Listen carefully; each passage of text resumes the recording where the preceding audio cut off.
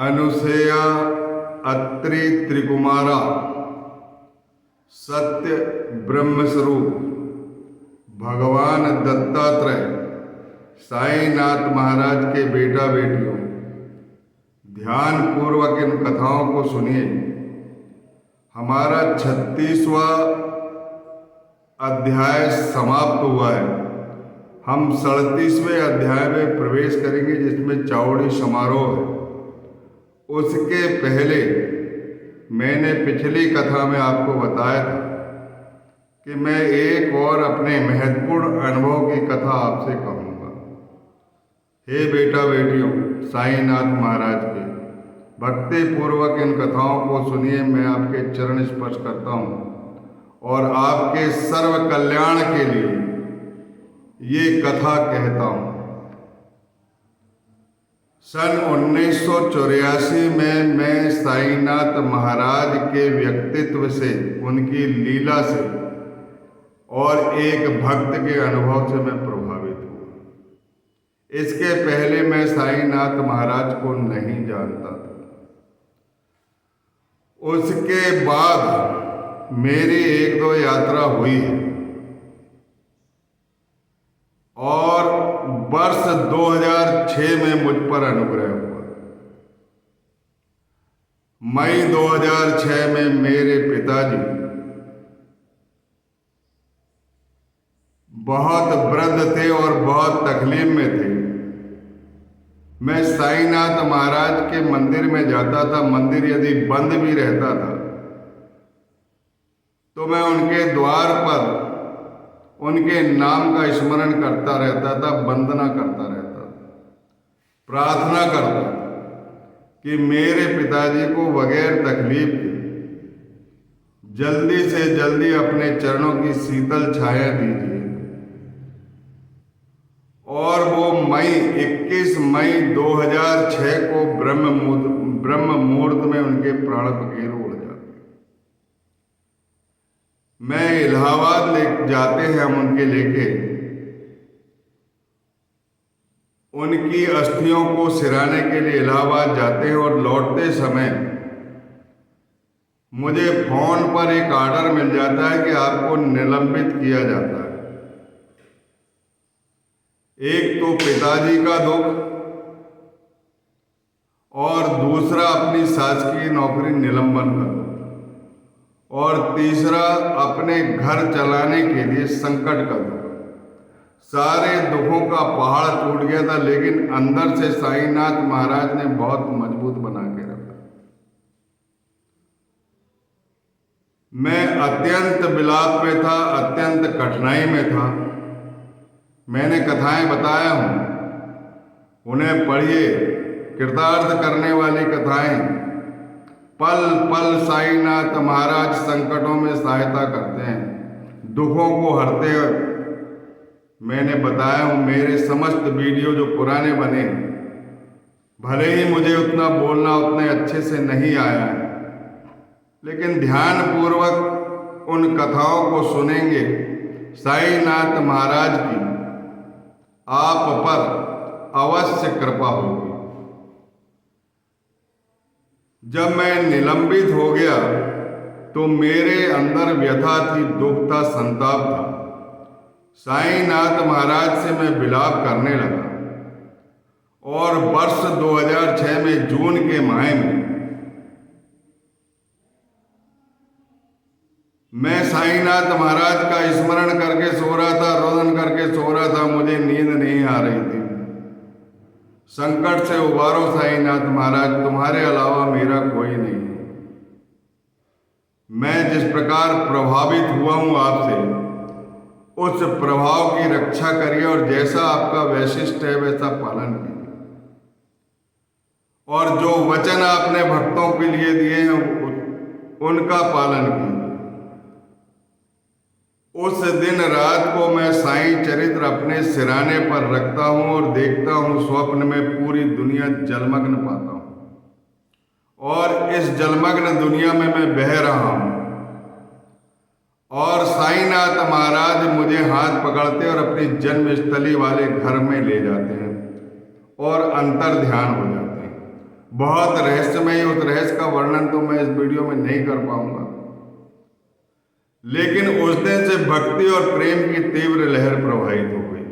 जैसा साईं चरित्र में लिखा है वैसा ही हूबहू मेरे हृदय के साथ साईनाथ महाराज की कृपा होने लगी, उनका आशीर्वाद होने लगा। उसके बाद मैं बहुत व्यथित रहता हूं, लेकिन कहते हैं दुख संकट आते हैं तो सुख का अधिकारी बना देते हैं। मैंने एक कथा आपको बताया जिसमें वर्ष 2007 बताया। मैंने बहुत चिंतन और मनन किया कि वो वर्ष 2007 है या 2006, दिसंबर 2006, 25 दिसंबर 2006। मैंने वीडियो में शायद 2007 बता दिया है, क्योंकि बहुत पुरानी बात हो रही है और ये कथाएं जो है इसी वर्ष अप्रैल 24 से साईनाथ महाराज की प्रेरणा से बन रही। लेकिन मुझे कुछ भी नहीं मालूम था कि मैं ये कथा बनाऊंगा और सुनाऊंगा, लेकिन ये आपकी कृपा आशीर्वाद। वर्ष 2006 में 25 दिसंबर को साईनाथ महाराज के दरबार में पहुंच जाता हूं। साईं साईं नाम लेते हुए यात्रा करते हुए जाता हूं, बगैर रिजर्वेशन के जाता हूं, लोकल डब्बे में जाता हूं और साईनाथ महाराज के दरबार में पहुंचता हूं, उनको प्रणाम करता हूं, नहा धो के तैयार होता हूं। 25 दिसंबर रहता है, बाबा की पोशाक में जाता हूं, एक फकीर बन के जाता हूं। और जैसे ही समाधि मंदिर में प्रवेश होते हैं और बाबा की मूर्ति और समाधि दिखाई देती तो अनवरत मेरी आंख से आंसू बहने लगते हैं। मैं बिलखने लगता हूं, मैं जोर जोर से चिल्लाने लगता हूं, रोम रोम में मेरी भक्ति समा जाती, मुझे कुछ भी नहीं दिखाई देता और भीड़ इतनी रहती है कि चींटियों को प्रवेश नहीं मिलता। उसी भीड़ को चीरते हुए शायद मेरे आंसू देख के या क्या, मुझे कुछ भी नहीं मालूम, एक सफेद पोशाकधारी आता है टोपी लगा के और मुझे लेफ्ट साइड में एक ऑफिस में ले जाता है और फूल की माला देता है और मेरी आरती उतारते और नारियल देते हैं। और मैंने उनको बोला कि मैं एक छोटा सा आज्ञाकारी सेवक हूँ, गरीब आदमी हूँ, मेरा इस तरह का स्वागत क्यों कर रहे हो? तो उन्होंने कहा कि बाबा की आज्ञा हुई है, उनकी आज्ञा का उल्लंघन कौन कर सकता है। मैंने सप्रेम वो नारियल कपड़े लिया और नीम के पेड़ की परिक्रमा लगाया। उस नारियल पे मेरे आंसू गिर रहे थे और मेरा अश्रुपात तो समाधि मंदिर में ही चालू हो गया। मैंने उस वीडियो को पहले ही बताया, लेकिन एक अनुभव बताना था, इसीलिए प्रारंभ के दौर में ये सब बताना पड़ रहा है। बहुत सारे अनुभव हुए इसके बाद। वर्ष 2006 के बाद अनेकों स्वप्न आए और मैंने अपने चैनल को साईं सपने ज्ञान अपने आध्यात्मिक चैनल बनाया, क्योंकि साईनाथ महाराज को जिन जिन को मैंने बोला हूं उनके घर में सपने आए और बाबा उनके घर में गए। ये मेरा कुछ नहीं, ये सब साईनाथ महाराज की कृपा है और वो हर किसी पे कृपा आशीर्वाद करते हैं। लेकिन प्रेम और विशुद्ध भक्ति होना और पवित्र मन होना, पवित्र मन से जो भी आराधना करता है उसके साथ बहुत सारे चमत्कार होते हैं। साईनाथ महाराज मुझे 25 दिसंबर को प्रत्यक्ष दर्शन दिए। इसके बाद जब मैं लौट रहा था तो मैंने साईनाथ महाराज से प्रार्थना की थी कि इस गरीब से एक बार कपड़े, जिस दिन मैं कपड़े लाऊं उसी दिन पहन ले। मैं घर आ जाता हूं, मुझे घर में सपने आते हैं। मैं बालिका देखता हूं जो गंगा जल लेकर, मुझे गंगा जल जो मैं 6 बालिका देखता हूं और साईनाथ महाराज को देखता हूं जो पहाड़ी पर चढ़ते हैं। दूसरे दिन मेरे घर पर शिरडी के 6 बालक साइकिल लेके गंगा जल लेके पहुंच जाते हैं। मुझे स्वप्न का साक्षात्कार हो जाता है। मैं अपने स्वप्न को उनको बता देता हूं और सारे वृतांत, वो कथा बताया हूं मैंने, सारे वृतांत बताने के बाद मैं उन्हें कपड़े देता हूं, 9 नारियल देता हूं और कह देता हूं कि मैं अष्टमी को आऊंगा वर्ष 2009 रामनवमी उत्सव में, यदि उन बाबा की कृपा होगी तो, और नहीं आए तो मेरे कपड़े पहना देंगे। और मैंने अपना सपना भी बता दिया, उसका साक्षात्कार उनको भी हो गया वो समझ गए कि ये साईं के अच्छे भक्त हैं। और मैं अष्टमी को पहुंच जाता हूं और वो बालक रामनवमी के दिन 8वां बालक 6 बालक जो है वो भगवान साईनाथ का अभिषेक करते और मेरे कपड़े देते और 9 नारियल देते। मेरे आंख से अश्रुधारा फिर बहने लगती है। मैं बिलख बिलख कर रोने लगता हूं कि एक गरीब आदमी की उन्होंने मनोकामना पूरी कर दी। बोलिए सच्चिदानंद सदगुरु साईनाथ महाराज की जय। मैं जब बिलख रहा था तब मुझे कोई भी, मेरा कोई स्वार्थ नहीं, मैं सिर्फ बाबा को झोली पहना के कहता था कि बाबा साथ में चलो। और जिस जगह पर मेरी नौकरी थी लौट के आता हूं उसी दिन न्यू कुत्ती साईं मंदिर 11 में वो है मंदिर कंप्लीट होता है, वर्ष 2011। उसका प्रथम जो होता है प्राण प्रतिष्ठा समारोह, उसमें बड़े बड़े मेहमान आते हैं, शिरडी के भी मेहमान आते हैं और नागपुर के भी साईं मंदिर वर्धा रोड वाले आते हैं, उत्तर राव बाबा आते हैं, बहुत लोग आते हैं और बहुत सुंदर जलसा। हमारे दमुआ नगर जो छिंदवाड़ा जिले में है वहां पर साईं मंदिर की स्थापना हुई। सन 1912 में हमारी पहली बारी हुई। पता नहीं साईनाथ महाराज ने कैसी प्रेरणा दी कि तुलसी का पेड़ लेके आओ। तो हम लोग यहां से सन 2012 से पहली बारी में बाबा की एक साल रखते थे, एक तुलसी का पेड़ रखते थे और एक टोकरी को सजाते थे और उसे सर पर लेकर रेलवे स्टेशन तक पहुंचते थे। रिजर्वेशन हमारा रहता था, जहां जहां भी हम चलते थे वहां सर पर रखते थे। हमारी पैदल वारी नहीं होती, हम बड़े प्रेम से जाते और जहां चलना पड़ता है वहां पर सर पे रख लेते हैं। हमने कभी कष्ट नहीं उठाया। साईनाथ महाराज अपने बच्चों को कष्ट नहीं देते। जिस प्रकार माता अपने बच्चों को कष्ट नहीं देती उसी प्रकार साईनाथ महाराज अपने बच्चों को कभी कष्ट नहीं देते। वो प्रेम चाहते हैं, भक्ति चाहते हैं, पवित्र मन चाहते हैं, स्थिर बुद्धि चाहते हैं और जो भूखे प्राणियों को भोजन कराता है, जो प्राणियों में ईश्वर को देखता है, जो लूले लंगड़े अपाहिजों की रक्षा करता है और उनकी सेवा करता है, ऐसा आदमी साईनाथ महाराज को बहुत प्रिय है। जो दूसरों की सेवा करता है, दूसरों का कल्याण करता है, स्वयं कष्ट उठाकर दूसरे को फायदा पहुंचाता है, सुख पहुंचाता है, ऐसा आदमी साईनाथ महाराज की भले ही वो भक्ति ना करे लेकिन वो साईनाथ महाराज का सच्चा भक्त कहलाता है। साईनाथ महाराज उस दिन झोली में आ गए, हमको पता नहीं। वर्ष 11 में पता हुआ कि यहाँ पर मंदिर बन के तैयार हो गया, प्राण प्रतिष्ठा हो रही है, तब हमारी एंट्री वहाँ पर होती मामा बांधी। और 12 में बाबा प्रेरणा दे देते हैं हमको कि देव उठनी 11 जो नवंबर के महीने में आती है दीपावली के बाद, उस दिन तुलसी का पेड़ लेके आए, तुलसी का पौधा लेके आए और उनसे संकेत मिलने के बाद हमारी वारी चालू हो जाती है। ये हमारी 13वीं वारी है अभी सन 24 में जो होने जा रही है। लेकिन 9वीं वारी जो सन 20 में हुई थी, सन 20 जनवरी जैसे ही लगता है तो कोरोना ने पहली दस्तक दे दी थी। मैं समझ गया साईनाथ महाराज दया करो, कृपा करो, गरीबों की रक्षा करो और इस कोरोना को हमारे देश से भगाओ। हमेशा प्रार्थना करते रहता और मैंने कहा कुछ भी हो जाए मेरी वारी खंडित नहीं होना चाहिए।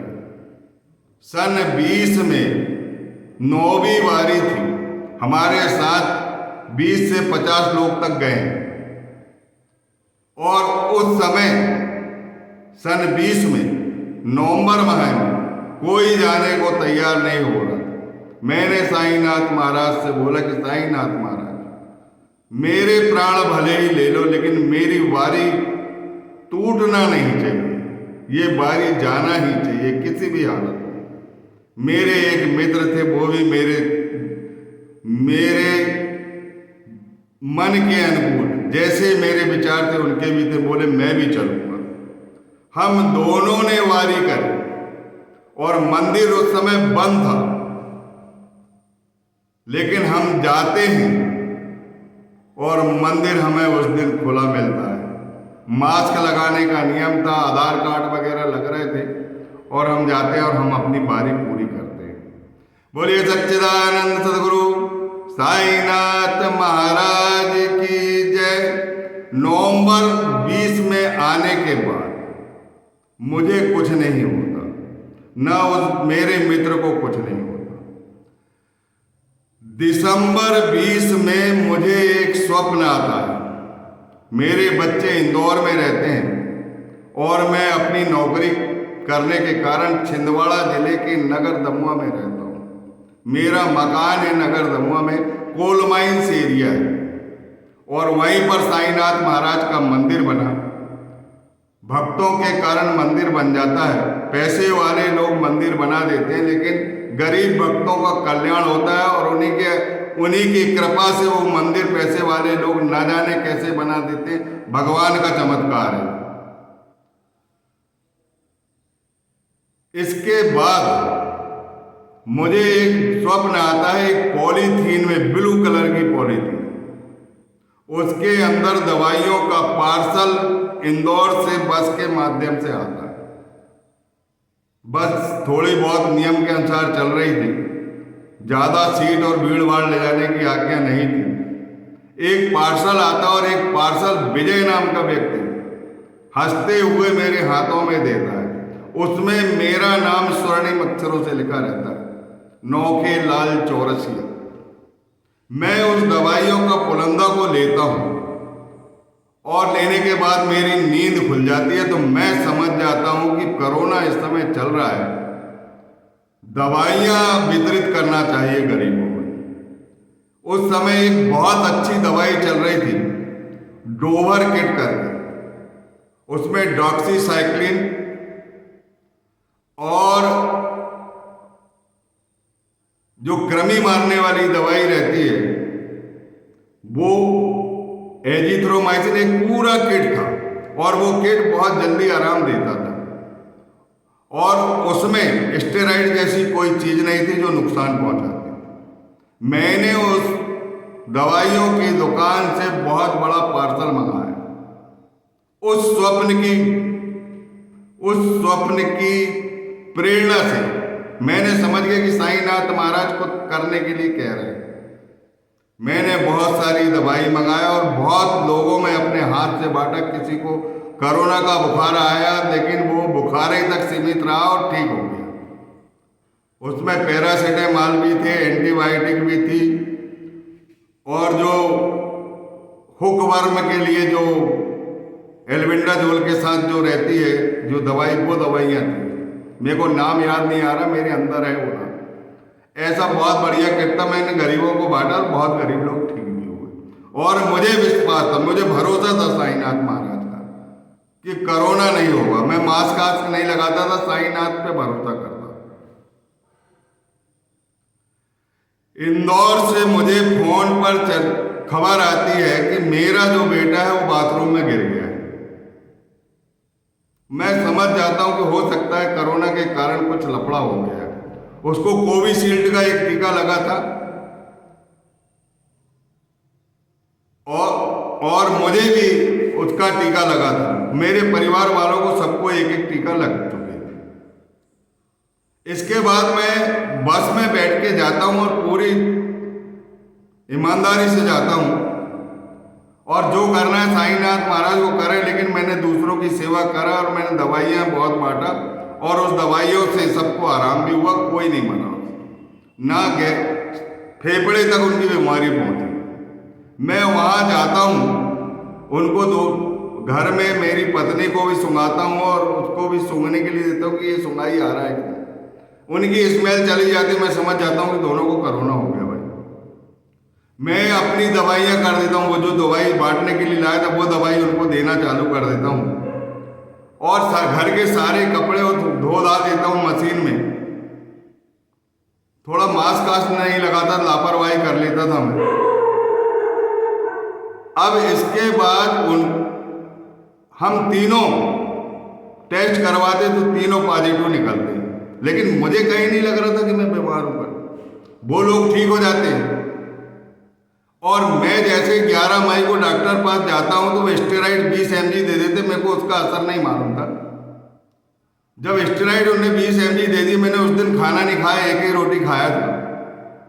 तो सुबह मेरी शुगर जो है बहुत लो हो गई और लो होने के कारण चक्कर आ गया। घर वाले समझ गए कि हमारे पापा अब गए। पता नहीं किस कारण ऐसा लगा कि मैं स्वर्ग में चला गया हूं और फिर वापस आ गया।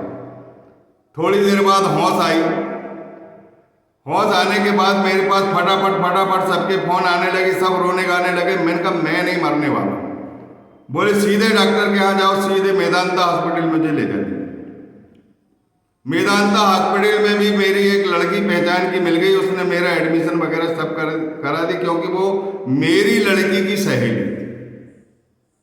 मेरा सारा काम मेदांता हॉस्पिटल में हो, मैं भर्ती हो गया। और मेरे जो बैग रहता है, उस बैग में छतरी वाली फोटो, बाबा की जो ओरिजिनल फिगर वाली फोटो है, जो दीवार से टिक के खड़े रहते हैं, वो 1915 की ओरिजिनल फोटो मेरे पास रहती है।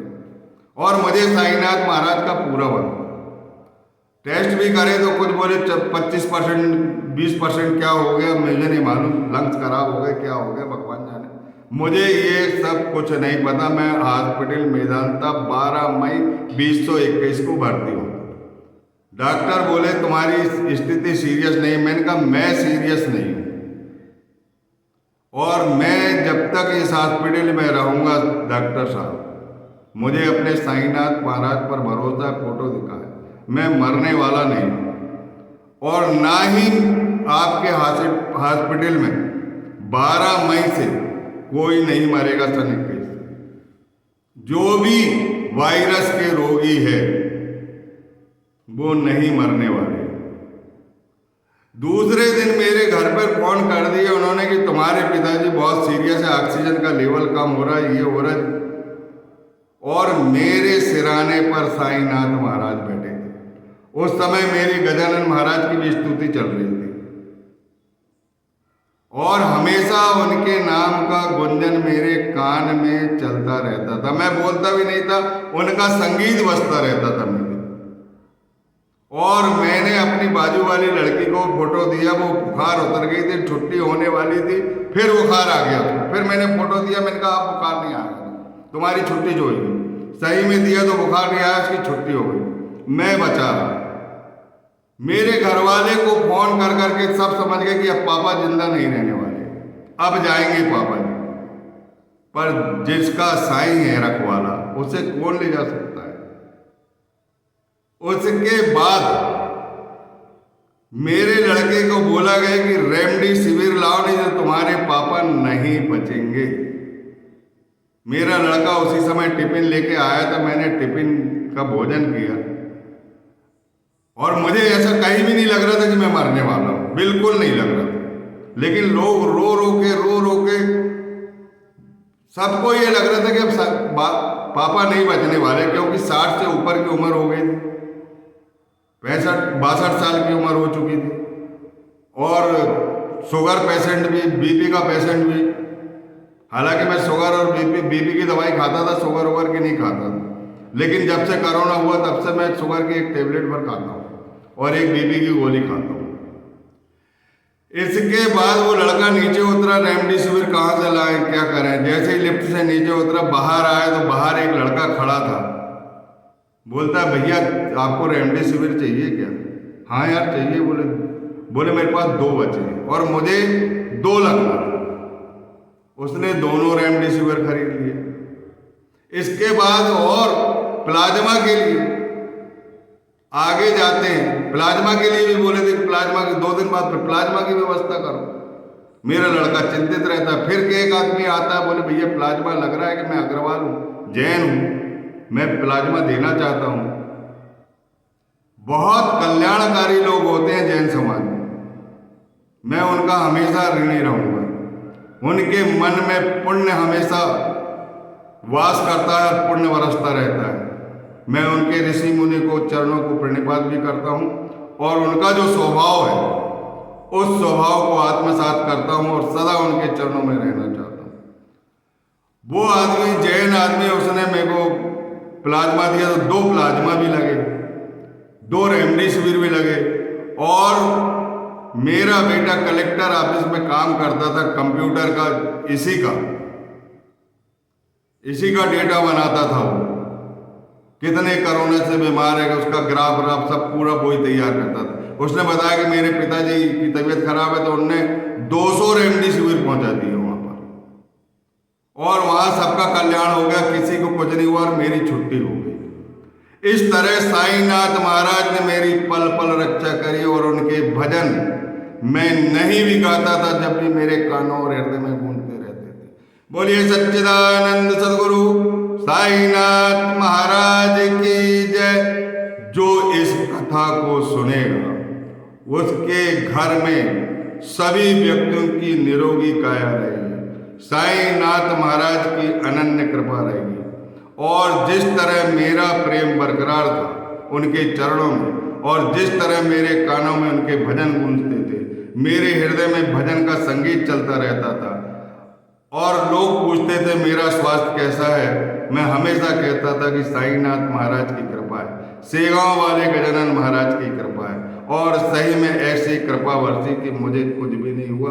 और मैं 23 तारीख को मेरी छुट्टी, और मैंने डॉक्टर साहब से कहा कि 12 मई और 23 मई के बीच में यदि कोई खत्म हुआ होगा तो मुझे बताओ। जो मैंने वचन दिया था वो पूरा हुआ कि नहीं। उन्होंने बोला कि 12 मई के बाद किसी की भी कोरोना से प्राण नहीं गए, क्योंकि रेमडेसिविर और सारी दवाइयां साईनाथ महाराज ने उस हॉस्पिटल को उपलब्ध करा दी थी।